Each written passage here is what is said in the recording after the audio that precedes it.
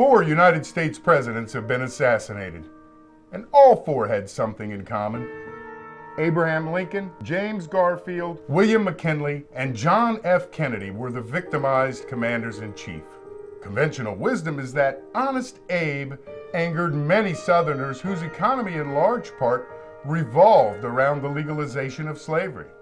And what could Abraham Lincoln's murder have to do with the assassination of James Garfield 17 years later in 1881? Or the shooting death of President William McKinley in 1901? And what could possibly be the common thread that connects all 3 of these historic leaders' killings to the infamous 1963 assassination of John F. Kennedy? After all, Kennedy's murder was nearly 100 years after the Lincoln assassination. The beloved JFK was credited with highly important civil rights advancements helping Black Americans. Could this be the linking motive between his murder and Abraham Lincoln's? Racial tensions, of course, were also raging during the McKinley and Garfield presidencies.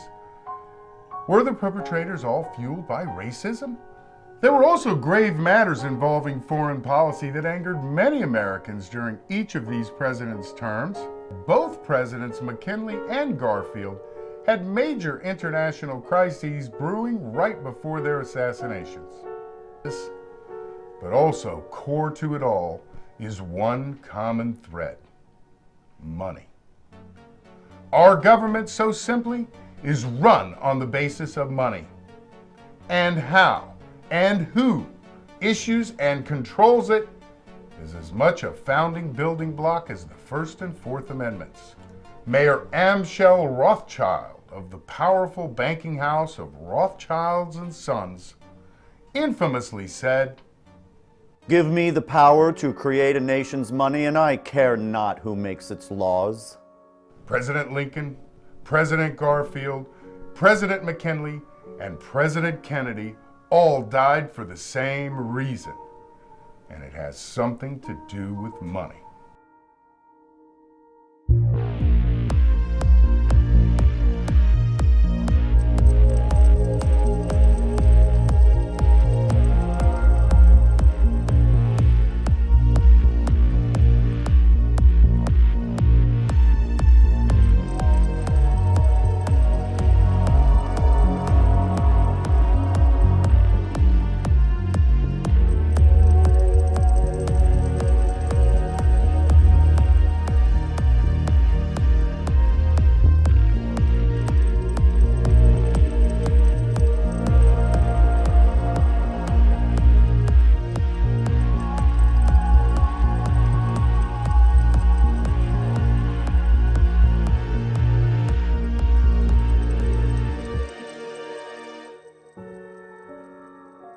There are many odd similarities and eerie facts that join together the Lincoln and Kennedy assassinations.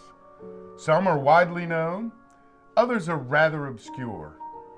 Of course, everyone knows that Abraham Lincoln was assassinated by John Wilkes Booth, and John F. Kennedy was murdered by Lee Harvey Oswald.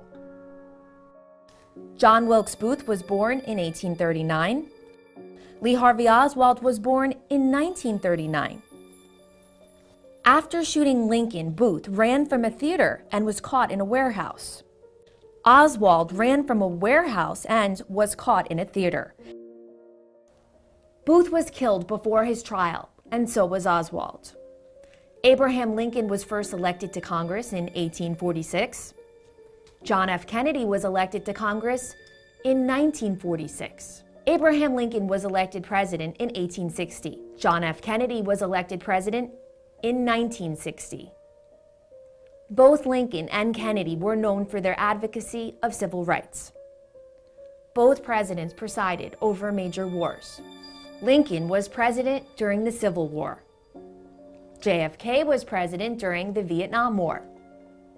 Both presidents were assassinated by Southerners. Both presidents were succeeded by their vice presidents who were Southerners.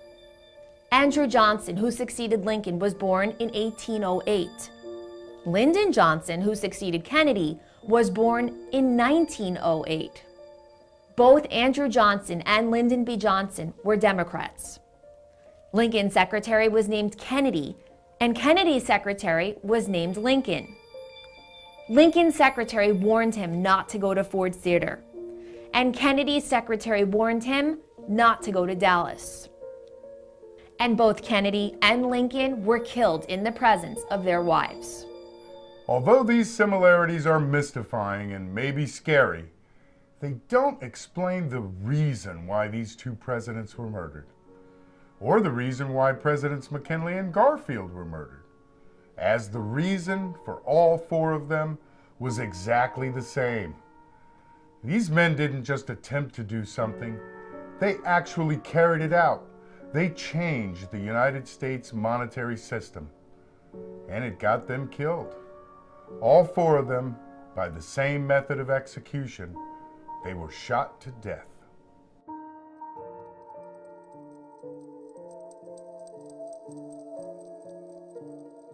Understanding how money is issued and who actually controls it, and how these people and entities today make hundreds of billions of dollars from this system every year, will help to understand the reason why these four men had their presidencies terminated earlier than planned.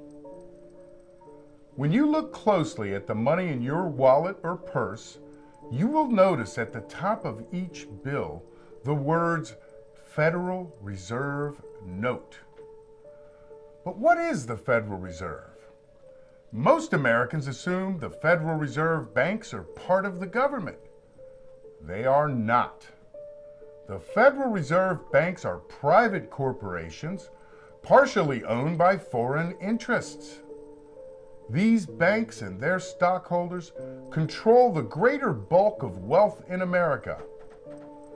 To better understand the true identity and purpose of these corporations, one must go back to the earliest days of our nation. During the period after the American Revolution, but before the drafting of the Constitution, our founding fathers were approached by representatives of wealthy banking families from Europe. They proposed the establishment of a central bank for use by America. This bank would provide the money that our young country needed to grow into a vibrant nation. However, the founding fathers rejected their proposal. The United States, being a sovereign nation, was fully capable of creating its own money supply. This power, quote, to coin money and regulate the value thereof, end quote, was given to our Congress in the Constitution. Aside from knowing that the United States had the power to create its own currency, the Founding Fathers were well aware of the motives of the bankers, namely to siphon off the wealth and natural resources of the people through various methods of currency manipulation, just as they had done throughout history in every major country in Europe. I believe that banking establishments are more dangerous than standing armies. Bank paper must be suppressed, and the circulating medium must be restored to the nation to whom it belongs.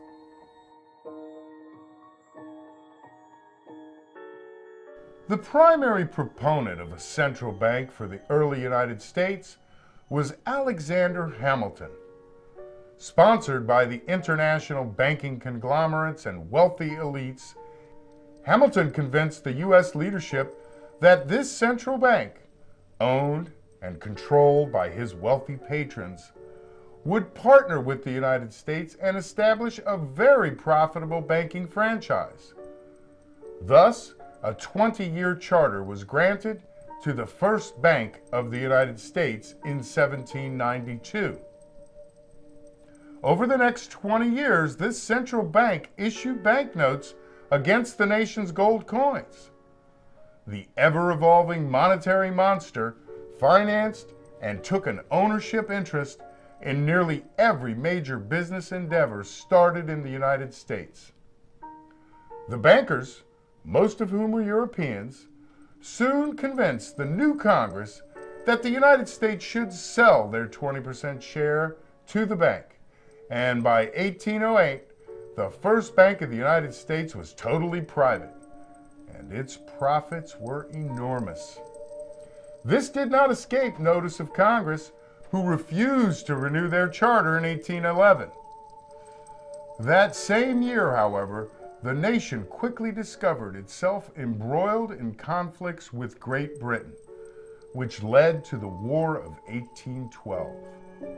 The British invaded and sacked Washington, burning the White House and most government buildings. Suffering financial difficulties created by the war, Congress rechartered the bank, and then the British withdrew from U.S. soil.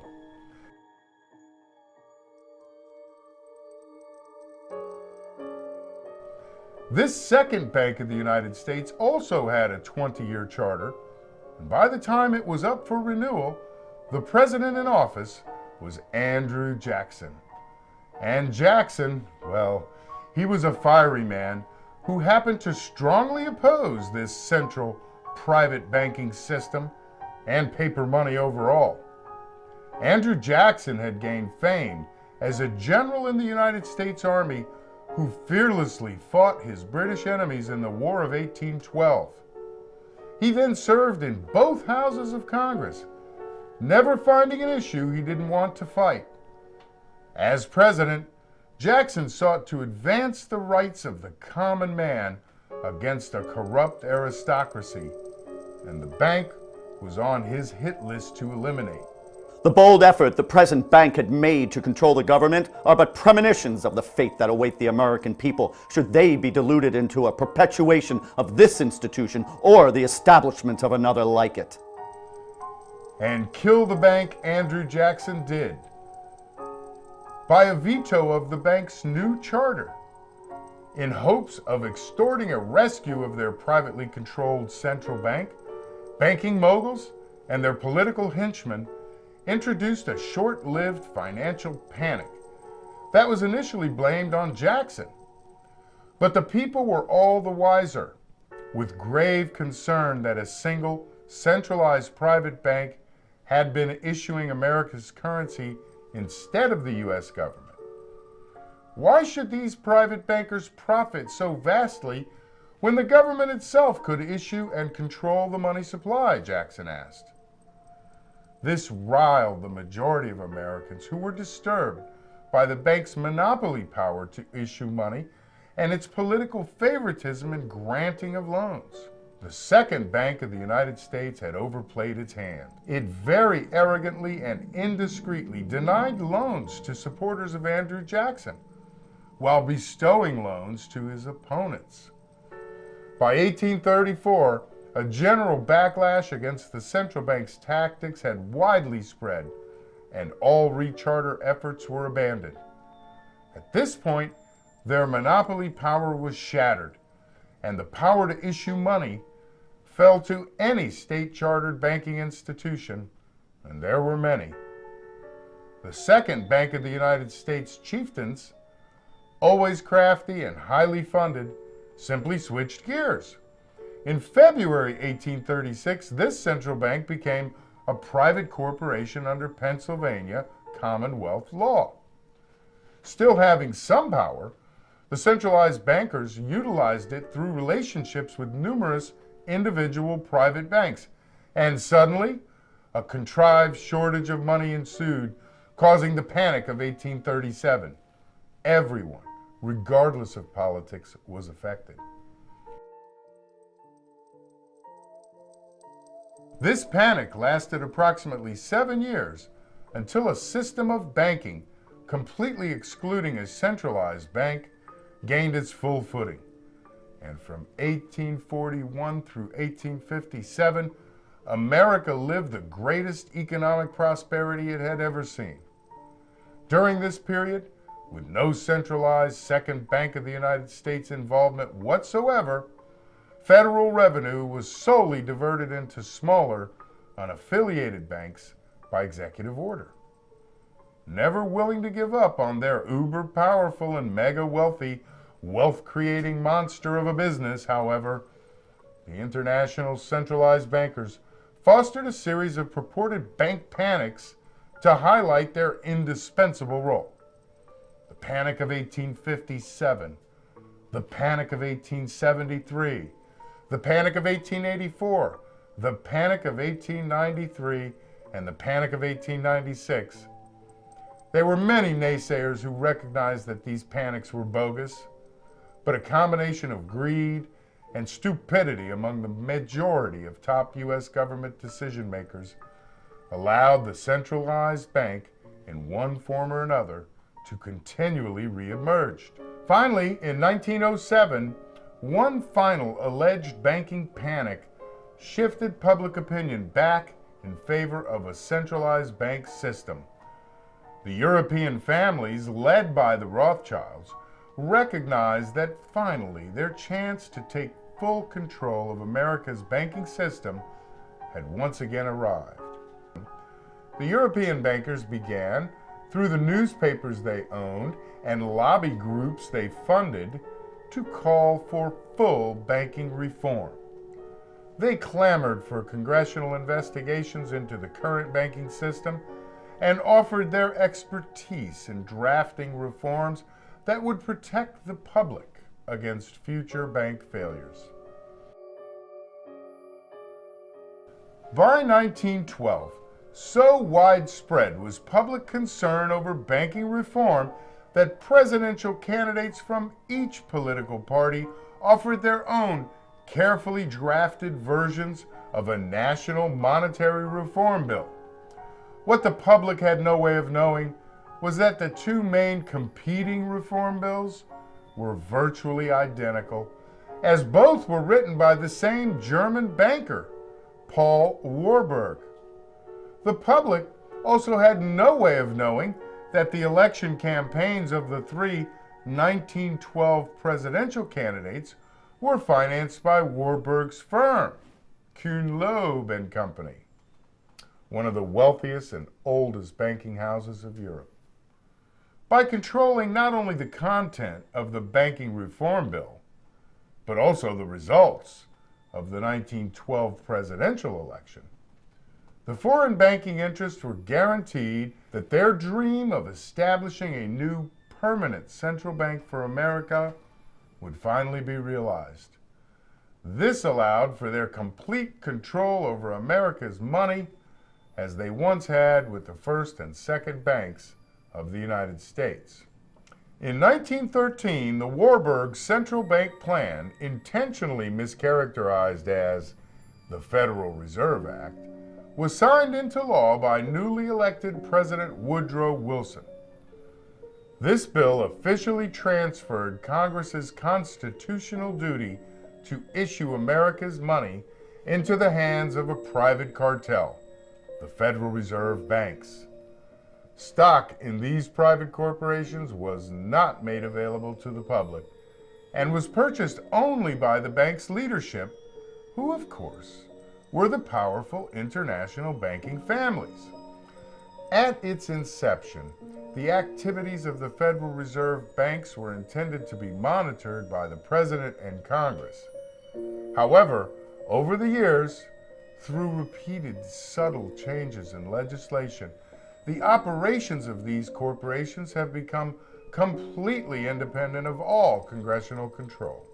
Extremely secretive in its operation, these corporations even refuse to be fully audited by the United States government, with minimal congressional opposition, as both mainstream political parties receive the majority of their funding through these internationally owned banks. To understand how the Federal Reserve Banks have successfully converted the U.S. from the world's largest creditor in 1913 to the world's biggest debtor today, it is only necessary to examine the procedure that these corporations employ to create our currency. When the management of the Federal Reserve Banks proclaimed that $1 billion should be issued for use by the American people, they simply create $1 billion and lend it into the banking system. By doing so, new money enters circulation, as the Federal Reserve Banks, the creators of money, are not required to have any actual funds of their own. With this money, they simply purchase $1 billion worth of U.S. Treasury debt from its member banks. The banks now have $1 billion new in their accounts, which they will then loan into the economy at high interest. Is it any wonder then that the bankers were so persistent in their efforts to be granted the right to issue America's currency? When the Federal Reserve banks take possession of U.S. Treasury debt, they also take possession and control of the real wealth of America, as it is the hard labor and property of millions of citizens transferred into the Treasury through taxes that backs up the actual worth of this Treasury debt. Each time these private corporations, called the Federal Reserve banks, purchase $1 billion in debt, $1 billion worth of American labor and property must eventually be confiscated by the Treasury to cover the new debt. It may now be obvious why Thomas Jefferson so vehemently fought the issuance of America's currency by a private bank. To add to the oppressive nature of our current money system, the Federal Reserve Bank will collect annual interest on the Treasury debt it holds, further adding to the indebtedness of the American citizens to the Treasury and thus the Federal Reserve banks. One sometimes hears the term debt money used to describe the notes issued by the Federal Reserve. Under our present system of money creation, it is a sad fact that each dollar note issued by this corporation places $1 worth of debt onto the backs of the American population. The effect of the Federal Reserve banks on our nation and its citizens has been devastating. Since 1913, the value of the American dollar has fallen to 11 cents. Our gold reserves have lost all correlation to money in circulation. Interest rates rise and fall arbitrarily, and a continually inflated money supply wipes out the value of lifelong savings. And soon enough, interest payments on the national debt will exceed all revenue collected annually by the Treasury. It's frightening that not 1 in 100,000 Americans would be able to guess the identity of the actual group responsible for these tragic statistics. The culprit is the Federal Reserve. Federal Reserve notes in our wallets and purses are not constitutional money. They are, in fact, pieces of paper which document America's ever-growing debt to the very clever, very persistent, and very wealthy stockholders of the Federal Reserve banks. As President Woodrow Wilson said in that most important year of 1913, "We have come to be one of the worst ruled, one of the most completely controlled and dominated governments in the civilized world. No longer a government by free opinion, no longer a government by conviction and the vote of the majority, but a government by the opinion and the duress of small groups of dominant men." what got Lincoln, Garfield, McKinley, and Kennedy assassinated wasn't just usual matters of money and greed. No, it was much more. It was that they were tampering with the most powerful players in the U.S. monetary system, the international centralized private banks who took over issuing America's money instead of the U.S. Treasury. Now, each of these presidents was killed by a lone gunman, right? Or wrong? Well, let's take a look at what each assassinated president did one by one and who may have killed them.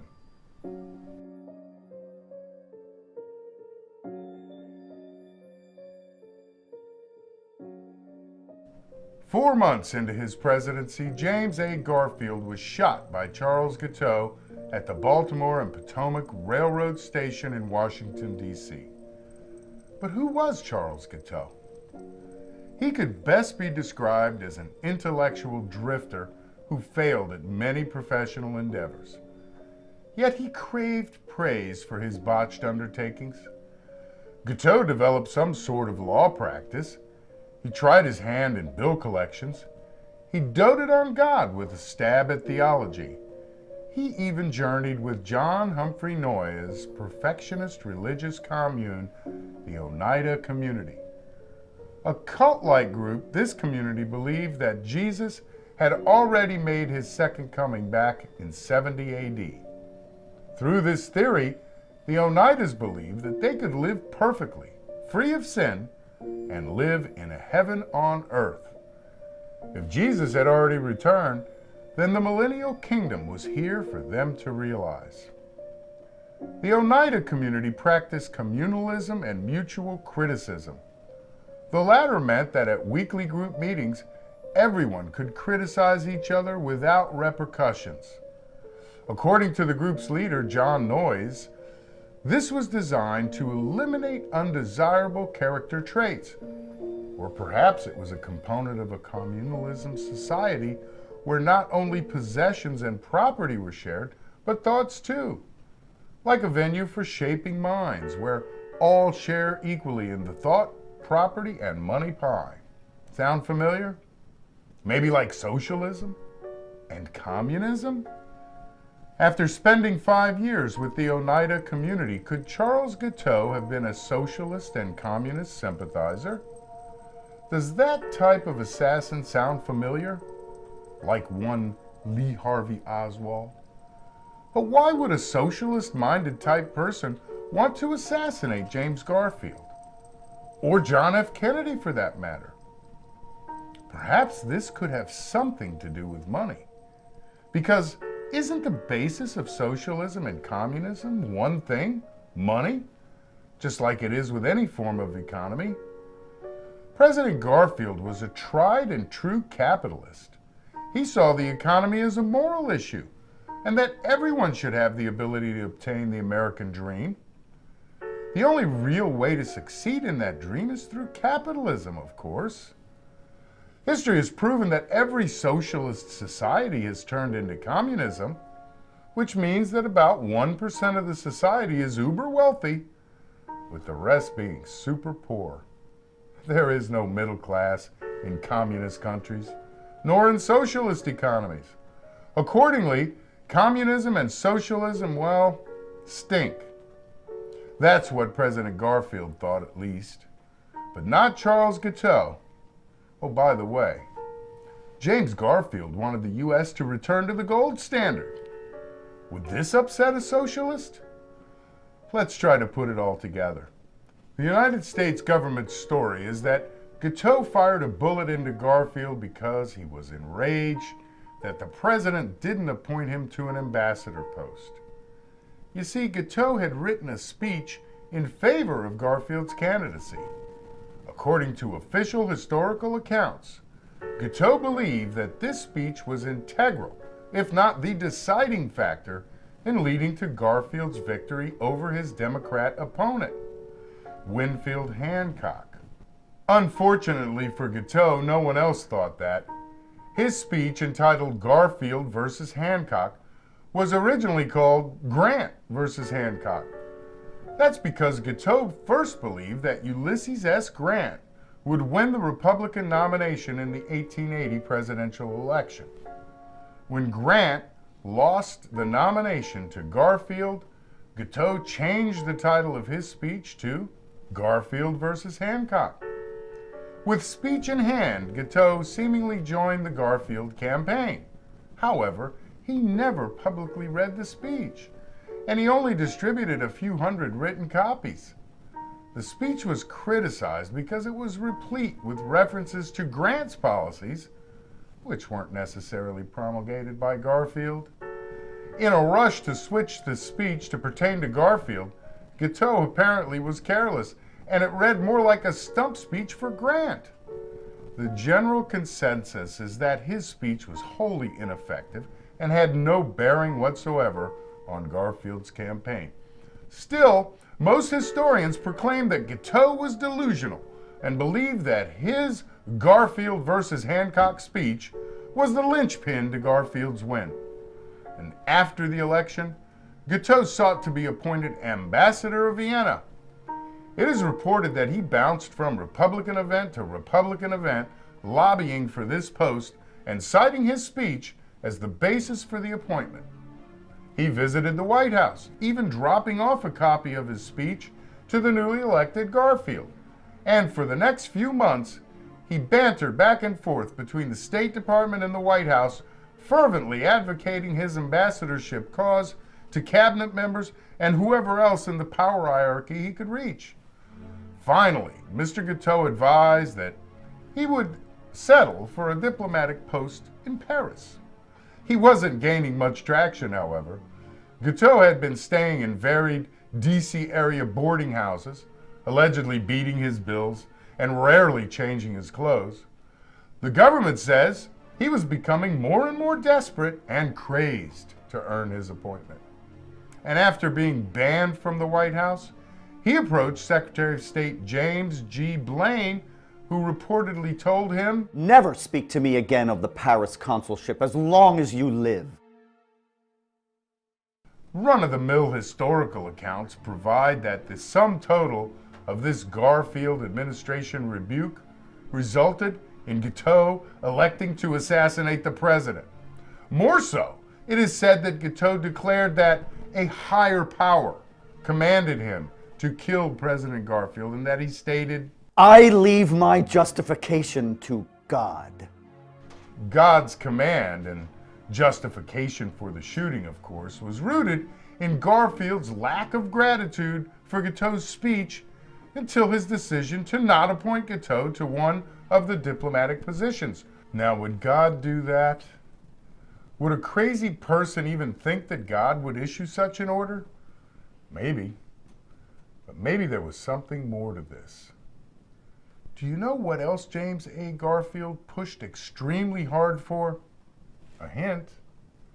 It was something that the first assassinated president was known for: civil rights for Black Americans. While Abraham Lincoln freed the slaves as U.S. president, James Garfield was one of his loyal soldiers in the U.S. Congress. Garfield was a staunch abolitionist prior to the Civil War, and he became a brigadier general at only 31 years old, successfully leading the Union troops against the Confederates in a famous battle at Middle Creek, Kentucky. After Lincoln's assassination, Garfield became one of the strongest voices in Congress in favor of civil rights for not only the newly freed slaves, but for all blacks across America. He was a proponent of increased black education, and he actually called for black suffrage rights. Now, there was a direct connection between Abraham Lincoln and James Garfield. Both men were opposed to slavery. But was this civil rights unity something that would have caused either of their assassins to pull the trigger? After all, this was the most divisive issue of their time. Of course, we all know that Lincoln's murderer, John Wilkes Booth, was an ardent Confederate sympathizer who hated Lincoln for making slavery illegal in the southern states. But there is no evidence that Charles Guiteau was influenced by this matter or that he was even concerned with the civil rights movement at all. There is evidence, though, that both Guiteau and Booth were angry at their then respective presidents. The government's historical accounts present different reasons for their presidential rage.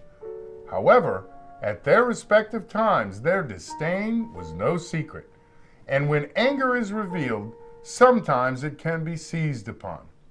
There is known substantial evidence which shows that both John Wilkes Booth and Lee Harvey Oswald, JFK's killer, were recruited and used as patsies by other higher powers to commit their assassinations.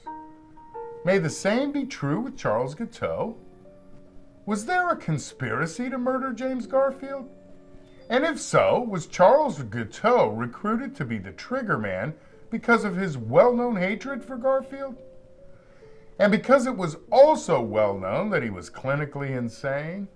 Or could Charles Guiteau have been completely rational? And could his socialist ideology have been the core motive for the shooting? Either way, an insane man with a motive, or a cult-like ideologue with a motive, makes for a good choice to conscript into an assassination plot. But who would want to enlist Guiteau? And what would be these persons' motives to murder a president? James Garfield actively opposed cooperative farm programs such as those supported by the Grange, an agrarian organization.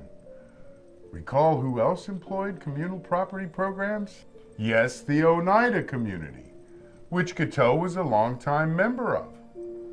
Garfield also opposed labor unions, mandatory maximum 8-hour workdays, and federally funded relief welfare-type projects.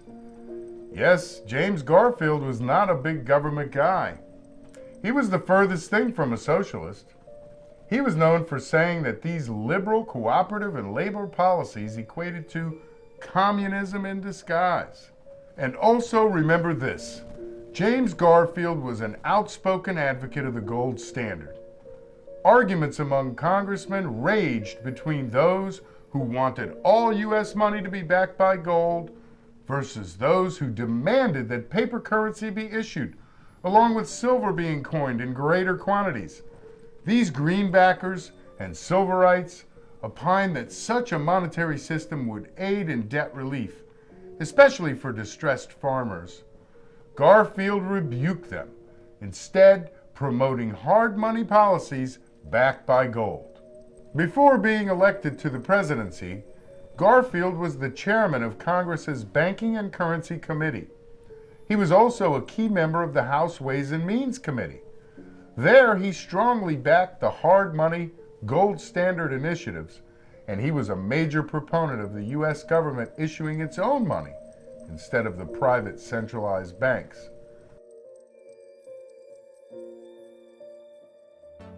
By fighting against the issuance of paper currency not supported by gold, as well as advocating for the use of greenback dollars issued under Abraham Lincoln during the Civil War, Garfield became a target of those in favor of soft money policies.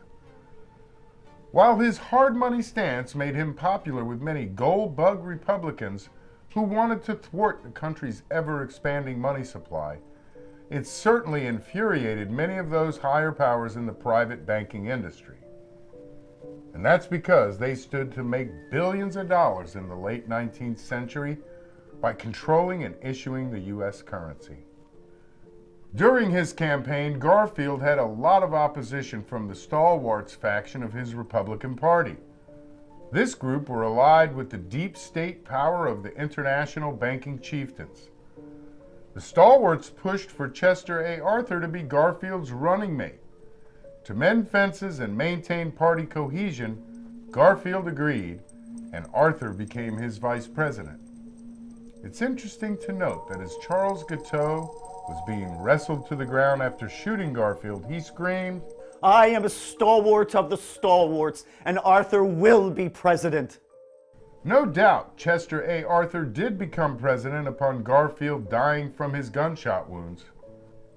Did the stalwarts and their centralized banking industry bosses conspire with Charles Guiteau to murder James Garfield because he wanted to take enormous power and wealth away from them? Because he didn't want these bank moguls to issue paper money and coin silver? Because he was a presidential voice for the gold standard? And because he wanted the U.S. government, on behalf of the people, to issue its own money and not international private bankers? Because in that scenario, Garfield was literally stripping billions of dollars from these private banks. Could this greed and power have been the true reason for President Garfield's fatal demise?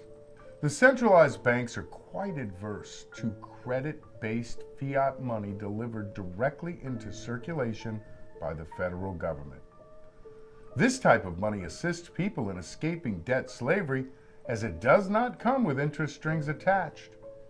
Garfield had plans for the U.S. Treasury, and not the centralized private banks, to issue dollars directly into the U.S. economy, following in the footsteps of his mentor, Abraham Lincoln, who did just that to finance the Civil War. Unfortunately, Garfield also followed Lincoln's footsteps into an untimely, unfinished presidential term that ended in a graveyard. During his inaugural speech, President Garfield said, "Whoever controls the volume of money in any country is absolute master of all industry and commerce." Garfield had wanted the U.S. Treasury the people of the United States to have this control, and not some foreign private bankers. Officials would have you believe that James Garfield's assassination was carried out by a lone nut wrought with wrath over a lack of a political appointment, that it was an act perpetrated by this one singular insane man.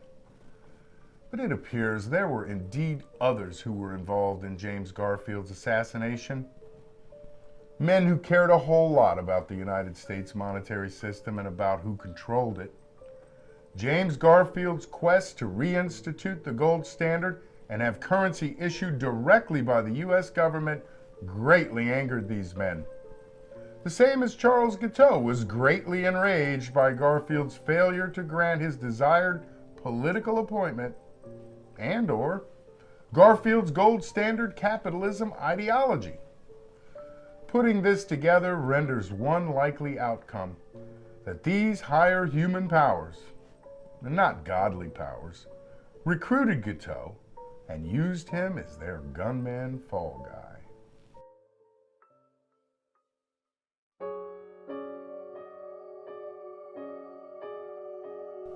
A bizarre, tragic footnote to James Garfield's assassination was that he did not die immediately from the gunshot wound inflicted by Guiteau. He actually passed away 2.5 months later, on September 19, 1881. Many medical experts and historians argue that Garfield would have survived the shooting, and that severely botched treatment by his doctors was the true proximate cause of his death. Unsanitary medical instruments were used to treat the president immediately after the attack. In the weeks that followed, many other unsterilized probing fingers and devices were inserted into Garfield's body searching for the bullet. Even though newer medical technology for the treatment of gunshot wounds had emerged by 1881, Garfield's doctors were old school and were adamant about their methods. The combination of this outdated treatment with the constant unsanitary conditions caused Garfield to suffer gravely as he spiraled towards death. Infections caused blood poisoning and his inability to intake and digest any food. The president lost nearly 100 pounds before he died and ultimately succumbed to heart failure. Could his medical doctors have been engaged in a further plot to kill Garfield once it was learned that Guiteau's bullet didn't complete the job? That would seem rather unlikely, as it appears that he was just the victim of good old-fashioned medical malpractice.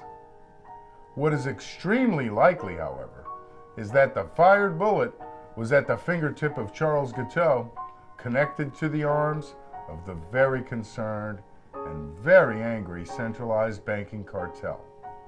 The same banking cartel that was equally worried and infuriated just 16 years earlier when Abraham Lincoln was shot by John Wilkes Booth.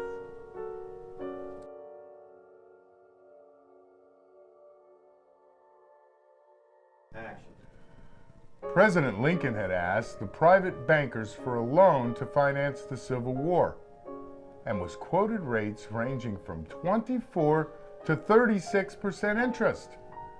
In a November 21, 1862 letter from Lincoln to his friend William Elkin, the president declared, The government should create, issue, and circulate all the currency and credit needed to satisfy the spending power of the government and the buying power of consumers. The privilege of creating and issuing money is not only the supreme prerogative of government, but it is the government's greatest creative opportunity. By the adoption of these principles, the long-felt want for a uniform medium will be satisfied. The taxpayers will be saved immense sums of interest, discounts, and exchanges. The financing of all public enterprises, the maintenance of stable government and ordered progress, and the conduct of the Treasury will become matters of practical administration. The people can and will be furnished with a currency as safe as their own government. Money will cease to be the master and become the servant of humanity. democracy will rise superior to the money power. So, Honest Abe rebuked the big centralized banking cartels and decided that the U.S. government would issue and control its own money. President Lincoln then asked Congress to pass a law authorizing the printing of full legal tender Treasury notes to pay for the war effort.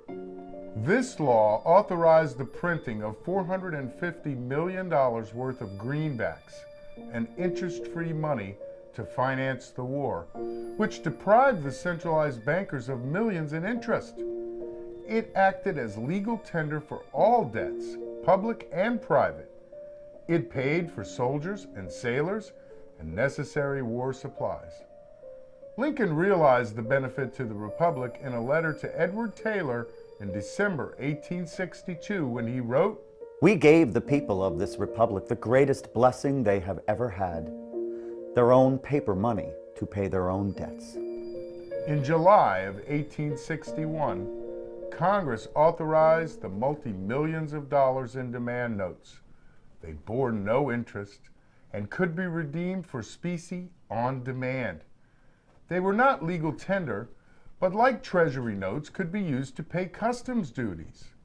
These demand notes were printed in green ink on the reverse side, hence their nickname, greenbacks. As they were fully redeemable in gold, they traded at par. Remember who else supported the gold standard and government-issued money? President Garfield. And guess who else supported government-issued money? William McKinley and John F. Kennedy.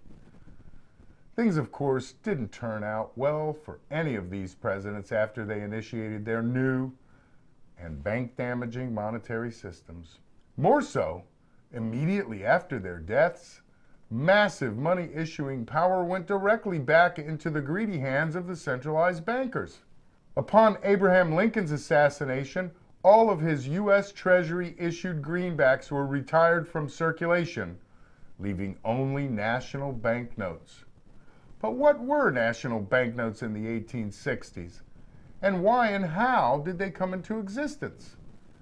Because the 1860s Congress was so influenced by the centralized banking cartel, they would not grant Lincoln's greenback legislation without a parallel system where the private banks simultaneously issued money. Thus, Congress enacted the National Banking Act, which established a system of national banks and created a national currency maintained by private bank holdings of U.S. Treasury bonds. This resulted in a dual money-issuing system being born, which encompassed both the national banknotes and Lincoln's greenbacks. This, of course, greatly benefited the international bankers who sought to again control the issuing of America's currency. The newly enacted twofold monetary system, initiated out of necessity by Abraham Lincoln to fund the Civil War, became the creature from Jekyll Island, as it not only was the perfect setup for the bankers, but it also very likely led to Lincoln's death. The leading demon of this mid-1800s banking cartel, Rothschilds and Sons, seized the moment, even publicly stating their plans well in advance of the 1863 Banking Act. At the marriage of Nathan Rothschild's eldest daughter in 1857, he said, "I shall divide the United States in half. Half for you, Lionel, and half for you, James." Curiously enough, the Civil War was created in just this fashion. Half with one Rothschild brother financially supporting the North, and half with the other Rothschild brother supporting the South, and the winner forced the loser to pay his debts. So no matter who won the war, the Rothschilds and their banking cartel won over the U.S. monetary system. Since Lincoln's greenbacks were immediately retired after his death, the only currency left were the national banknotes issued by these private bankers. From this foothold grew the forerunner of the Federal Reserve System, the modern, centralized banking cartel that controls the issuing of all American currency.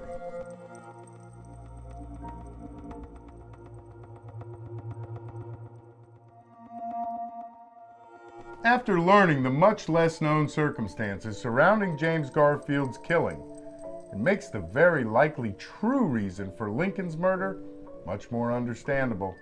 On the assassin side, Charles Guiteau certainly had his own economic motivations to murder President Garfield, and he also presents as the perfect patsy used to carry out the deadly deed. Well, how about John Wilkes Booth? The government's explanation for the Lincoln assassination is well known. A famous actor, John Wilkes Booth, and a few other disgruntled Southerners of no notoriety got together and plotted to kill the president. This group have been portrayed as racist Confederate patriots whose motivation to kill Lincoln was one of pure revenge for the president's refusal to allow the Southern secession and his freedom of the slaves. This was indeed the one presidential assassination where even the government admits that it wasn't just a lone gunman. However, the conspiracy, our officials say, only goes so far. It was more or less a case of just personal political animosity with no powerful brokers connected to the murder. Or was it actually more than that? Many theories have abounded. A logical one is that Booth and his cohorts were part of a larger, grandiose Confederate plot which involved top Confederate leaders. Certainly, there was considerable talk and some planning by Confederate chieftains to eliminate Lincoln many times during and after the Civil War. There also is evidence that Booth may have been in dialogue with some of them. Specially coded letters were found in Booth's belongings at the National Hotel, which linked him to the Confederacy. One of Booth's co-conspirators, George Atzerodt, stated before his trial that Booth had knowledge of an unsuccessful Confederate plan to blow up the White House, and Booth's original design to kidnap Lincoln, as opposed to murdering him, has been tied to Confederate leadership involvement. However, there is no demonstrable evidence to firmly bound men like Jefferson Davis or Stonewall Jackson into Booth's plans. Surely, the Confederate bosses had a motive to kill Lincoln, but there were motives with strong proofs that supersede even theirs. You have often heard theories that Lyndon B. Johnson was behind the Kennedy assassination, that JFK's vice president was the mastermind. Well, many people have conjectured that the other Johnson VP was the brains behind Abraham Lincoln's planned death. You see, Andrew Johnson, Lincoln's second in command, knew John Wilkes Booth. And they weren't just acquaintances, according to many historians. They say that when Johnson was the governor of Tennessee, he and Booth kept a pair of sisters as mistresses. During a lot of drinking and frolicking together, could Johnson and Booth have hatched the plot to kill Mr. Lincoln? The president's wife thought so. In an 1866 letter to her friend Sally Orne, Mary Todd Lincoln wrote, That miserable inebriate Johnson had cognizance of my husband's death. Why was that card of Booth's found in his box? Some acquaintance certainly existed. I have been deeply impressed with the harrowing thought that he had an understanding with the conspirators, and they knew their man. As sure as you and I live, Johnson had some hand in all this. Were Mrs. Lincoln's thoughts those of a distraught, paranoid wife, or were they the product of some credible evidence? It's a fact that just hours prior to firing a bullet into Lincoln's head at the Ford's Theater, John Wilkes Booth made a stop at the Washington Hotel. Why is that significant? Because Vice President Andrew Johnson lived at the Washington Hotel. More so, Booth left a note with the hotel clerk for Johnson and his private secretary, William A. Browning. The note simply said, "Don't wish to disturb you. Are you at home? J. Wilkes Booth." William Browning later testified before a military court, stating that he found the note in his box that same afternoon. Was John Wilkes Booth popping by just to say hello to Vice President Johnson on the day of Abraham Lincoln's assassination? Or was he there to kill Johnson first? That would seem rather unlikely, given that his visit to Johnson's hotel was about 7 hours before he shot Lincoln. If he attempted to kill Johnson that far in advance, he definitely would not have been able to find an unprotected President Lincoln watching a play at Ford's Theater. If Lincoln's VP had been shot, Lincoln would have been scuttled away to military protected safety. So perhaps, as Mary Todd Lincoln thought, Booth was visiting Johnson with regard to their upcoming plot to kill the president later that day. The First Lady wasn't the only person in Washington to think this. Many members of Congress also conjectured that Johnson was the ringleader of Lincoln's assassination conspiracy, and they pointed to Booth's hotel visit as proof of it. If Vice President Johnson was involved, the question is, why? Was it just so that he could assume to the highest political position in the land? Was it because he was a Southerner and was opposed to the freeing of slaves? Or did his Southern roots and relationships provide more of an economic reason to see Lincoln dethroned? Remember this: soon after Abraham Lincoln's assassination, all of his U.S. Treasury issued greenbacks were retired from circulation, leaving only national banknotes. This rendered a very critical and powerful result: that only private banks now controlled the issuing of America's money. And under whose command did this occur? One Andrew Johnson. So did Andrew Johnson, at the behest of the very powerful private centralized bankers, orchestrate the assassination of Abraham Lincoln? And did Johnson recruit his pleasure buddy, John Wilkes Booth, to be the triggerman patsy? A man of staunch Southern ideas who was angry about Lincoln's Civil War victory, Booth was a prime choice to be a figurehead in a conspiracy. He was an individual of sizable influence himself, serving as an 1860s Hollywood type. Booth's charismatic ability to recruit other players in the murder plot would be key, and these other players would identify him as the ringleader. A smart cartel-like plot would have the bank moguls speaking directly to Johnson, with Johnson speaking only to Booth, and Booth speaking to the others who helped carry out the deed. Under these circumstances, the vice president would be far removed from the street criminals executing the plot, and the bankers would be even further away from the sinister act. Here, the perfect marriage would have been in place: Booth and his street gang, as a bunch of Southern ideologues in their minds, gained hero status by righteously killing a man who stole away the livelihood and lifestyles of half of America. Andrew Johnson ascends to the presidency, and the international private bankers, well, by gaining full control of the monetary system, they earn billions of dollars forever on. Just kill Abraham Lincoln, which makes Andrew Johnson president, and have Johnson retire the greenbacks, which means only national banknotes are issued. Here, the private banks control the issuance of all U.S. currency. It doesn't get any more powerful than that. Wouldn't it be quite rational to conclude that this was why Abraham Lincoln was assassinated? As Mayor Amschel Rothschild said, "Give me the power to create a nation's money, and I care not who makes its laws."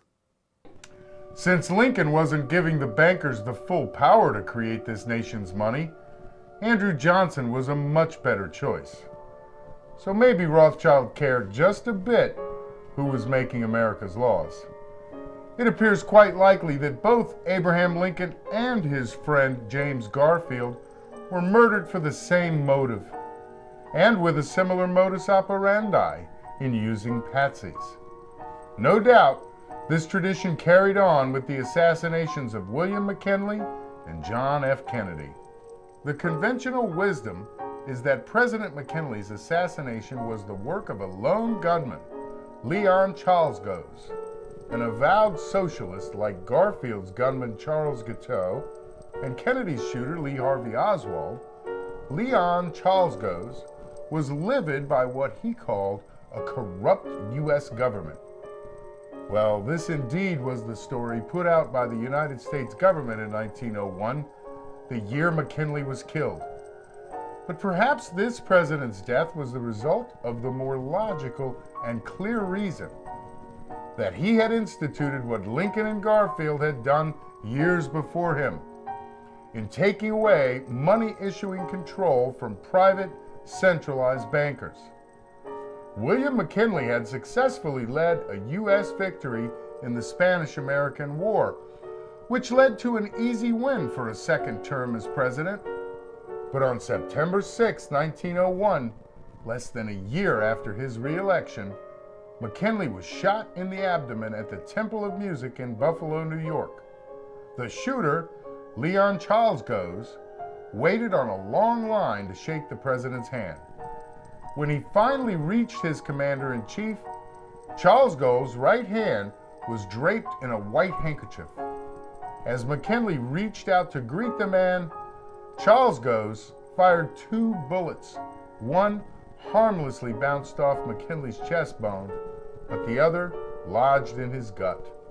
The president fell to the ground thinking about 2 people, his wife and the man who just shot him. McKinley notably said, Be careful how you tell her. Oh, be careful. And as for his assassin, he uttered, Be easy with them, boys.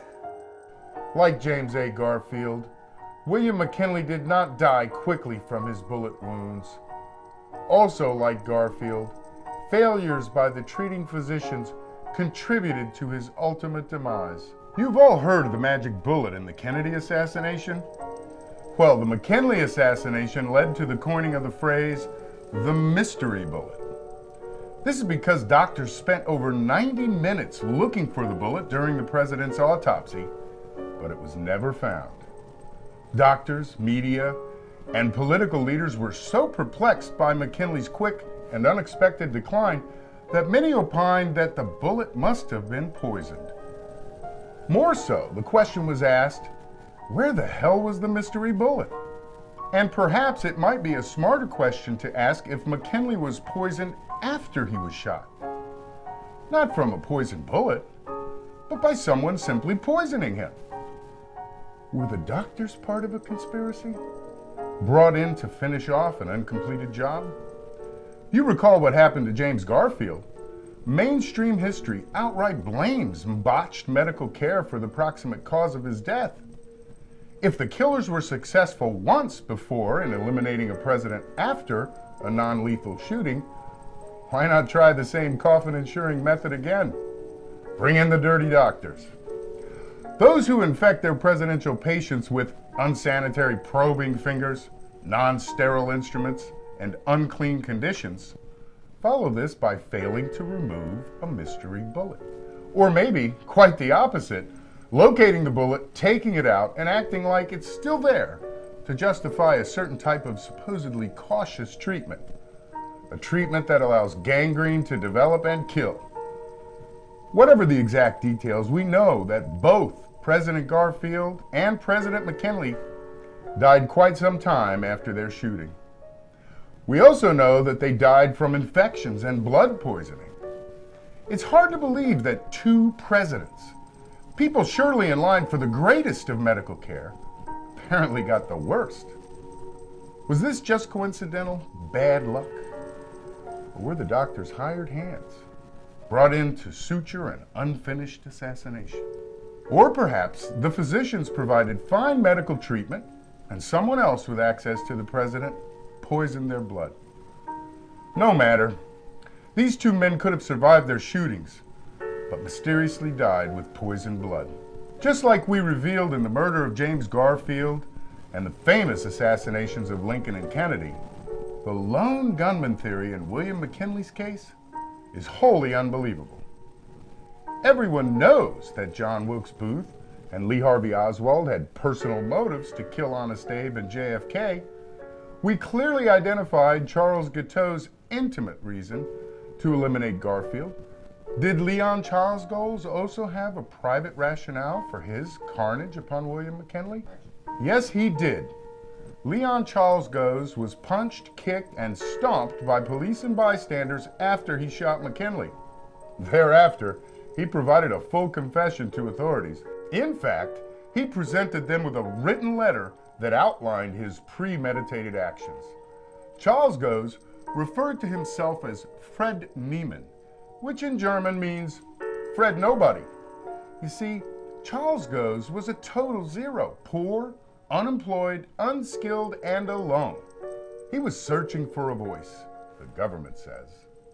He wanted to become someone and be known as smart and brave. In his written confession, he proudly stated, I made my plans 3 or 4 days ago to shoot the president. When I shot him, I intended to kill him. And the reason for my intention in killing was because I did not believe in presidents over us. I was willing to sacrifice myself and the president for the benefit of the country. I felt I had more courage than the average man in killing the president and was willing to put my own life at stake in order to do it. He also wrote about meetings he attended with the anarchists, a burgeoning political group that impelled his shooting. Charles Goes decried, I heard people talk about the duty they were under to educate the people against the present form of government, and they should do all they could to change the form of government. But who were the anarchists? Many historians consider that the first global terrorists were the anarchists. These were a loosely knit group of men in both America and Europe who believed in the isolation of the individual.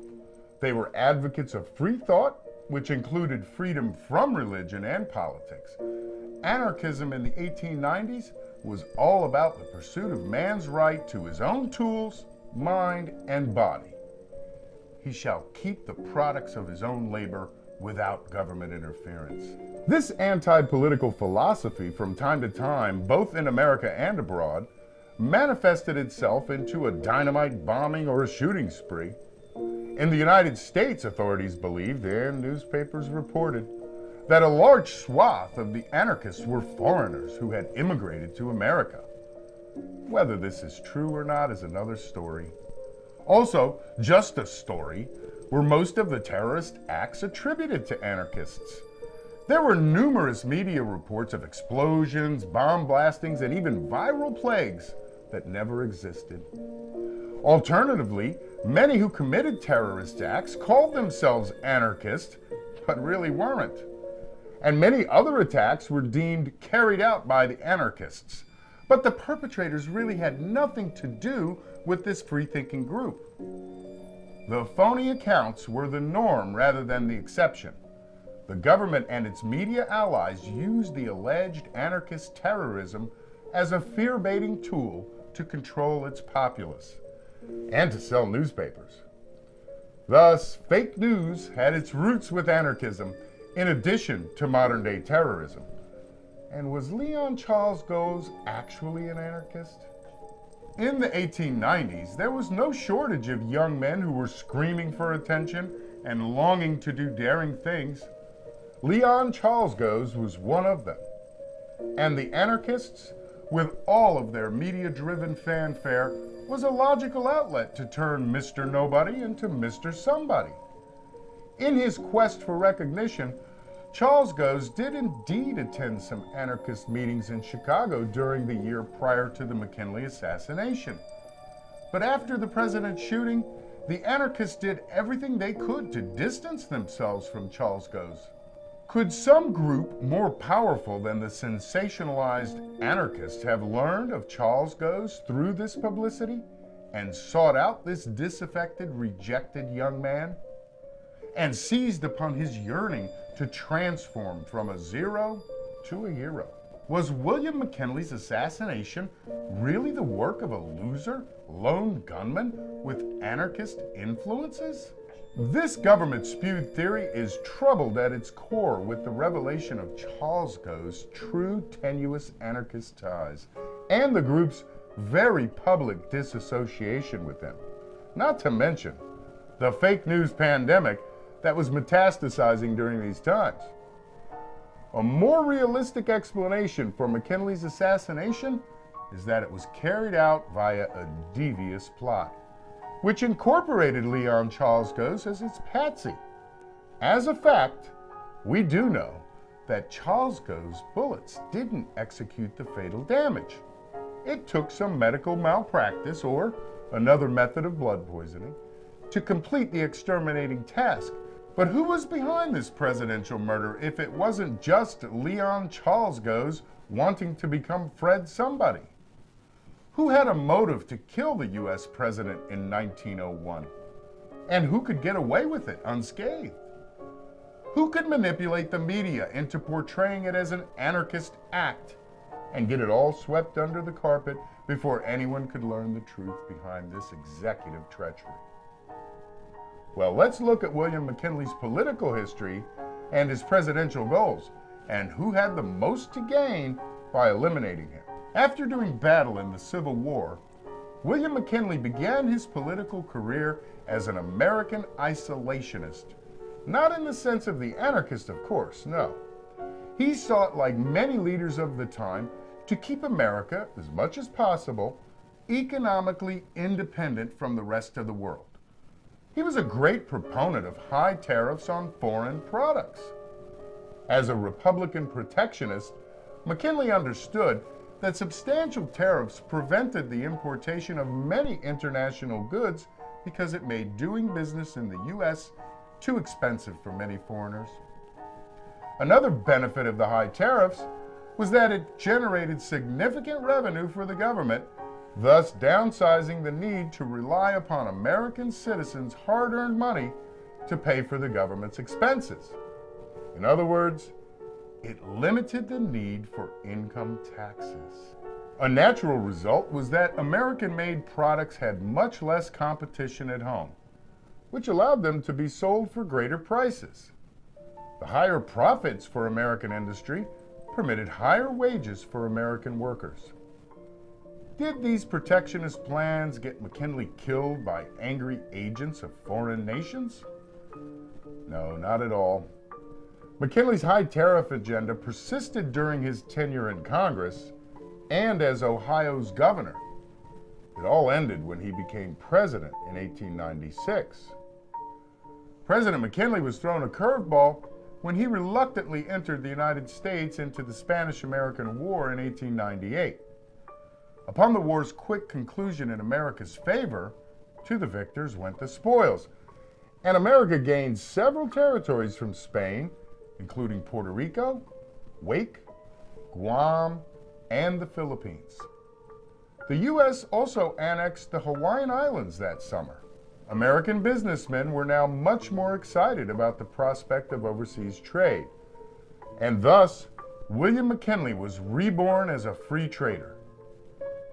On September 5th, 1901, the day before he was assassinated, William McKinley delivered a speech to 50,000 people in New York proclaiming, Isolation is no longer possible or desirable.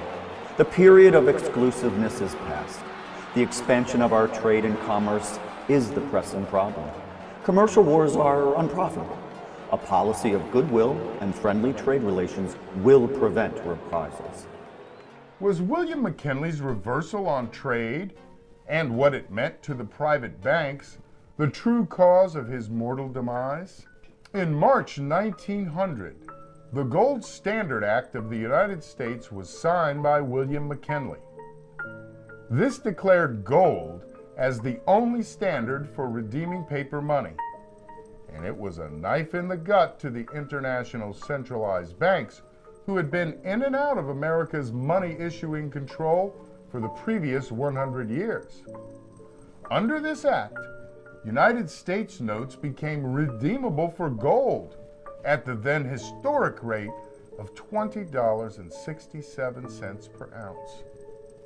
This bolstered U.S. notes' credibility as money, and it substantially injured the strength of private banknotes, thus greatly diminishing international bankers' profits. having just endured one of the centralized bankers' contrived panics, the Panic of 1893, the president was adamant about the gold standard, and he threatened full enforcement. So it wasn't directly McKinley's trade policy that threatened these banks. It was the institution of the gold standard. Further enraging the international bankers, McKinley sent negotiators to Europe to attempt a silver agreement with France and Great Britain. This would have made large sums of silver money available in the cash-starved U.S. McKinley, no doubt, had become enemy number one to these powerful banks. The Gold Standard Act declared that the gold dollar shall be the standard unit of value, and all forms of money issued or coined by the United States shall be maintained at a parity of value with this standard. banknotes, U.S. notes, and all other forms of money had to conform to this standard.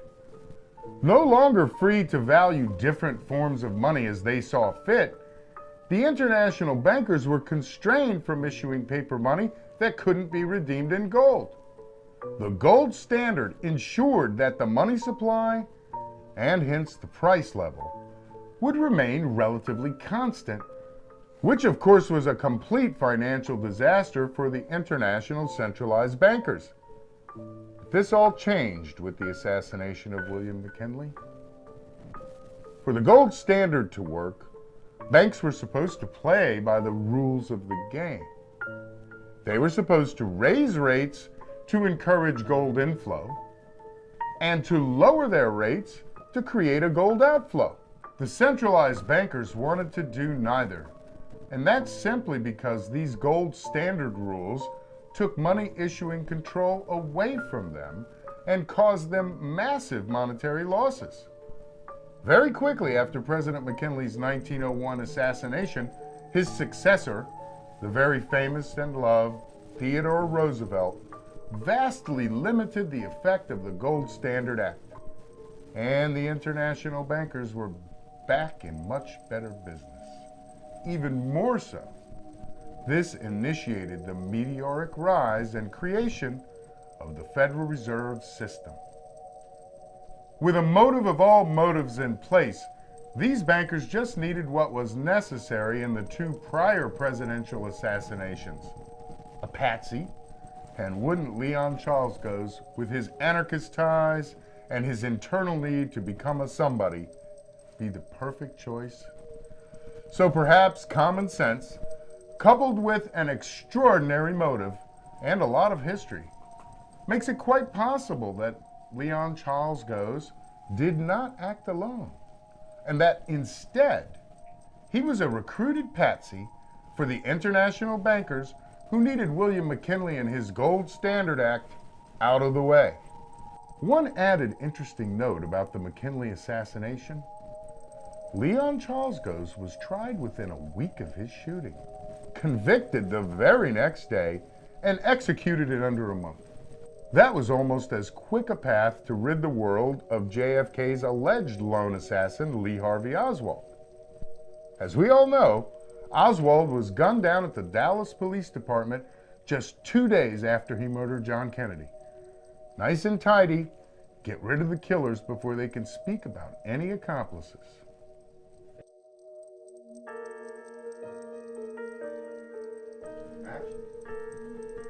You know the phrase, where there's smoke, there's fire. 3 presidents, Abraham Lincoln, James Garfield, and William McKinley, instituted major upheavals in the U.S. monetary system.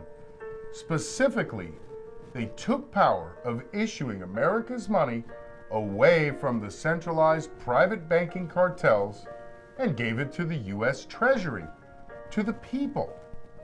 And then these 3 presidents ended up dead. But like I said, where there's smoke, there's fire. And another gun was fired that killed yet another president, a very famous one, John F. Kennedy. This man didn't just upset Richard Nixon in a presidential race, or communist Cuba with the Bay of Pigs. No, he did upset Federal Reserve banks.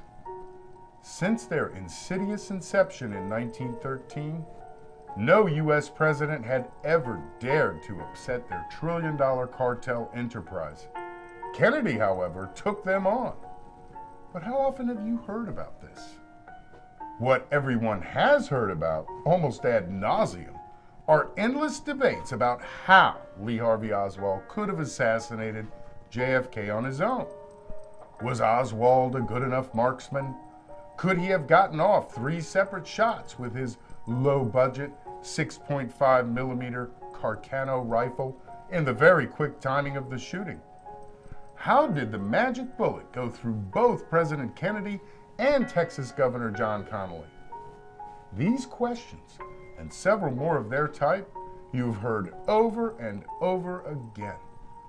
The Warren Commission, a group of politicos assigned by President Lyndon B. Johnson to officially investigate JFK's assassination, determined that Oswald acted alone. And the assassination was carried out via 3 bullets fired by him. The general consensus, however, is that the Warren Commission's findings were bogus for numerous reasons. Here are just a few examples. Kennedy was killed while riding in a convertible limousine down a Dallas street near Dealey Plaza. Oswald's shooting position at Dallas's School Book Depository building was behind the limousine. But the majority of witnesses interviewed by the Warren Commission said the shots came from the right front. Many testified that they saw unidentified armed men in the area. 3 Dallas police officers said they came upon multiple fake Secret Service agents. Others provided evidence to the commission that suggested a radio-coordinated assassination team was at Dealey Plaza. These type of discrepancies go on and on and on. No doubt, the Warren Commission's findings have been rebuked. And most intelligent observers realize that Lee Harvey Oswald did not act alone in assassinating John F. Kennedy. In 1979, even a Congressional House Select Committee found that JFK's assassination was very likely the product of a conspiracy. But why? At whose behest? There are, of course, numerous propagandized theories. Was it a conspiracy rooted in Cuban government sympathizers? Or the work of the mafia, the CIA? Or did Lyndon B. Johnson want Kennedy dead just so he could be the commander-in-chief? Were big corporate defense contractors behind the assassination because they wanted an escalation of the Vietnam War and Kennedy resisted? Or how about this theory? That it was the vengeful work of Richard Nixon. Perhaps, think about this, as all this battle over how Lee Harvey Oswald carried out the shooting and whether it was him alone or as part of one of these many conspiracy theories just been a smokescreen? To perhaps cover up the one true plot that is quite obvious when you consider the most basic of motives, greed valued in the trillions of dollars, and a plot, as we have revealed, that is steeped in the history of American presidential assassinations. Yes, it makes perfect sense that John F. Kennedy was executed for the same sinister reasons as his dead predecessors, Abraham Lincoln, James Garfield, and William McKinley. For Kennedy took the money-issuing power away from the centralized banking system of the Federal Reserve. In this big centralized bank scenario, a few of the potential co-conspirators identified in the various theories very likely could have been players along with Lee Harvey Oswald. Given that there surely was a coordinated effort at Dealey Plaza, who was part of the hit team? The Mafia? Maybe. The CIA? Also maybe. Cuban and other communist sympathizers? Another good maybe. After all, Lee Harvey Oswald had, a few years prior to the killing, defected to Russia. And his ties to Cuban interests became public knowledge. could a conspiracy have gone all the way to the vice president, Lyndon B. Johnson? The ultimate presidential power is always a motive one can't ignore.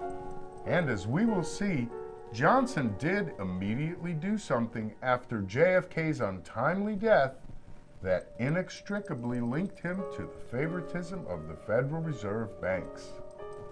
Now, as for Oswald, the Warren Commission did seem to get one thing right. When attempting to cite a motive for this man, they wrote, Lee Harvey Oswald was perpetually discontented with the world around him. Long before the assassination, he expressed his hatred for American society and acted in protest against it. In other words, Oswald was the perfect patsy choice. Much like the Garfield and McKinley assassins, he was a loner and loser, but one who was on the radar of powerful sources. Remember, the government was well aware of the discontent that Charles Guiteau had with President Garfield for not appointing him to a coveted ambassador position.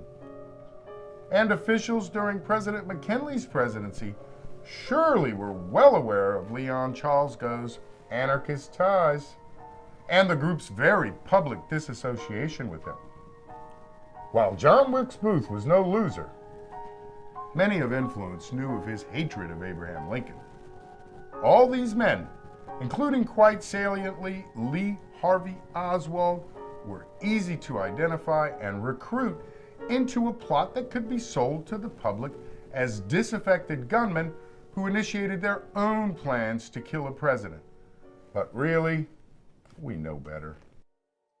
In each of these cases, there was a central group with that much more powerful motive, who had the resources to orchestrate true conspiracies using unwitting pawns in their strategic processes.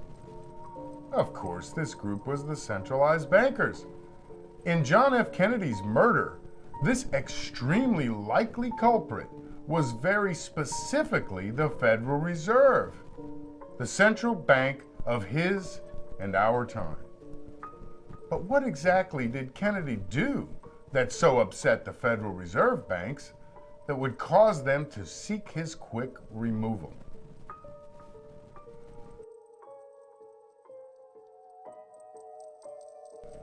When John F. Kennedy narrowly defeated Richard Nixon in the 1960 presidential election, the Federal Reserve bankers were elated. Kennedy was the son of one of the most powerful and allegedly corrupt political backroom bosses, Joseph Kennedy. JFK's father had catapulted to mega economic prosperity through, among other things, high-level dealings in government and the financial industry. After many major banking successes and numerous purported high-level criminal acts, including a massive bootlegging operation during the Prohibition era, Joseph Kennedy was appointed by Franklin D. Roosevelt to be the first chairman of the U.S. Securities and Exchange Commission. In referring to this appointment, FDR infamously declared, I'm getting a crook to catch crooks. a well-known historical account is that Joseph Kennedy was obsessed with getting his son the presidency. And a well-known telegraph from the elder Kennedy summed up his philosophy as he wrote, Don't buy a single vote more than necessary. I'll be damned if I'm going to pay for a landslide. Joseph Kennedy wanted the absolute power of the U.S. presidency in the family, but he also wanted to maintain the hundreds of millions of dollars that he had accumulated. May this be reminiscent of the thought processes embraced by the international central bankers? The banking cartel's twofold goal has forever been a mighty one: control the issuing of the money and obtain and retain the ultimate level of political power and financial wealth. No doubt, with the Kennedy family history in place, the Federal Reserve felt very comfortable with the election of John F. Kennedy. Business as usual would certainly persist under his presidency. But nay, JFK had other ideas. With the stroke of a pen on June 4th, 1963, President Kennedy signed Executive Order number 11110. This order gave the U.S. Treasury the power to, quote, issue silver certificates against any silver bullion, silver, or standard silver dollars in the Treasury. This meant that for every ounce of silver in the U.S. Treasury's vault, the government could issue new money into circulation. This was very bad news for the Federal Reserve banks. You see, JFK had ambitious plans to put a man on the moon, develop an internationally robust Peace Corps, fund a growing war in Vietnam, and further many social reforms in a manner that had never before been accomplished in America. To do so, he needed a lot of money. The Federal Reserve was willing to issue this money, but with big strings attached. They wanted billions of dollars in interest paid to them. Sound familiar? Sound like a dilemma that one Abraham Lincoln faced when he needed to fund the Civil War? And what did old honest Abe do when the centralized bankers wanted 35% in interest paid to them? He sidestepped them and had the Treasury issue U.S. banknotes, specifically his greenbacks. What did Mr. Kennedy do? He also kicked the centralized bankers to the curb. When the Federal Reserve banks demanded their usual high interest rates, JFK instituted Executive Order number 11110, which allowed the U.S. Treasury to issue its own money, backed by silver. President Kennedy's action put the Federal Reserve's operations in serious jeopardy. JFK's silver certificate program, if carried out as planned, would have reduced the necessity to borrow Federal Reserve notes. If implemented faithfully, Executive Order number 11110 would have given the government the ability to do all of the things on JFK's agenda without paying interest on new Federal Reserve money. This obviously would have been a catastrophic financial disaster for these banks. So like Lincoln, who greatly diminished the wealth and power of the centralized bankers, Kennedy was a major obstacle for this cartel. And what better way to handle an obstacle than to remove it? In order for Executive Order 11110 to be eliminated, John F. Kennedy had to be eliminated. And on November 22nd, 1963, just 6 months after the president had signed this historic order, Kennedy was assassinated. After JFK's murder, no more silver certificates were issued. Lyndon B. Johnson, Kennedy's successor, ignored Executive Order 11110. The Federal Reserve banking cartel maintained its monopoly to issue and control America's money, and no president since John F. Kennedy has sought to interfere with this exclusive power. The U.S. Treasury, the natural and logical choice to control and issue America's money, as it would save taxpayers hundreds of billions of dollars yearly, is powerless in this regard.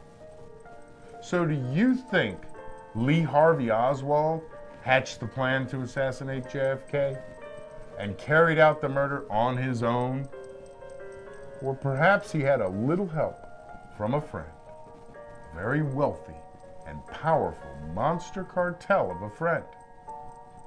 Abraham Lincoln's monetary policy, as codified in 1865 in U.S. Senate document number 23, provides, Money is the creature of law, and the creation of the original issue of money should be maintained as the exclusive monopoly of national government. of course, the Federal Reserve banks and their predecessor international centralized bankers couldn't have disagreed more with Lincoln's monetary policy, as well as those instituted by Garfield, McKinley, and most recently Kennedy. These policies caused massive monetary losses to the centralized bankers. Men who have wielded the greatest power in ensuring their stranglehold over the U.S. monetary system.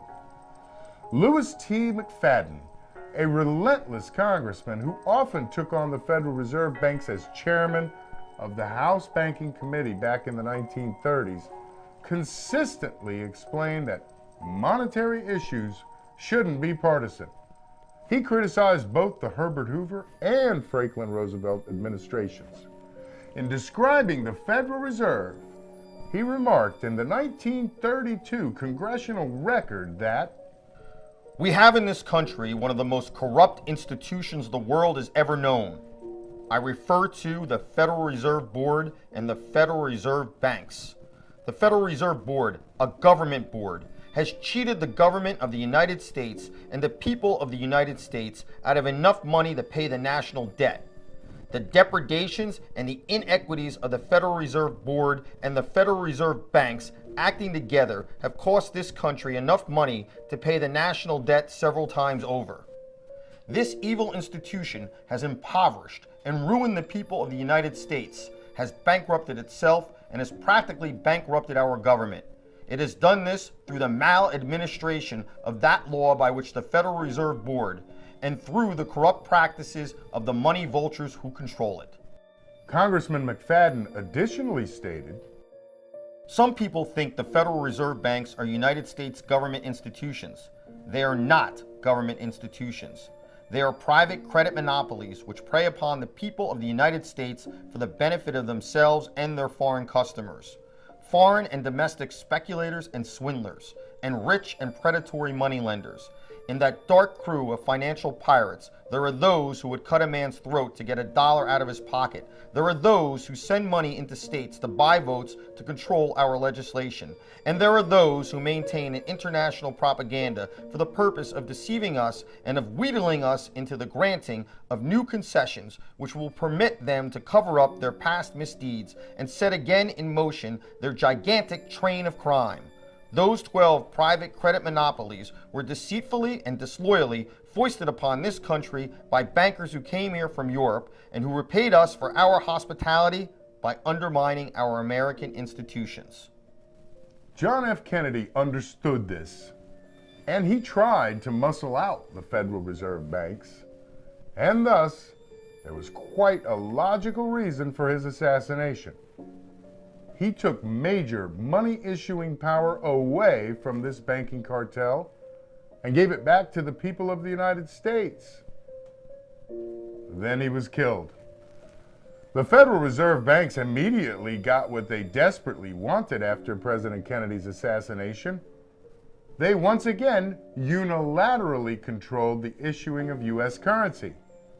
They once again had a business that pays them, literally, over $500 billion annually through the interest they charge to American taxpayers for issuing our currency.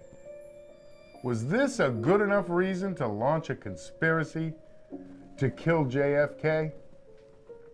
Is it just a coincidence that all 4 assassinated presidents, Lincoln, Garfield, McKinley, and Kennedy, were also the only 4 presidents who disallowed the central bank's monopoly powers? Is it also just a coincidence that upon taking office, each vice president who assumed the commander-in-chief's post immediately repealed the decentralized banking orders and reinstituted the money-issuing powers to the central banks? I highly doubt it. History does have a way of repeating itself. And what has history definitively shown? The only 4 presidents who prevented the international banking cartels from having the sole power to issue and control U.S. currency are the only 4 presidents who were ever assassinated. Abraham Lincoln, James Garfield, William McKinley, and John Kennedy all were murdered after taking action to have money issued by the U.S. Treasury, not through centralized international private banks. That is an undeniable fact.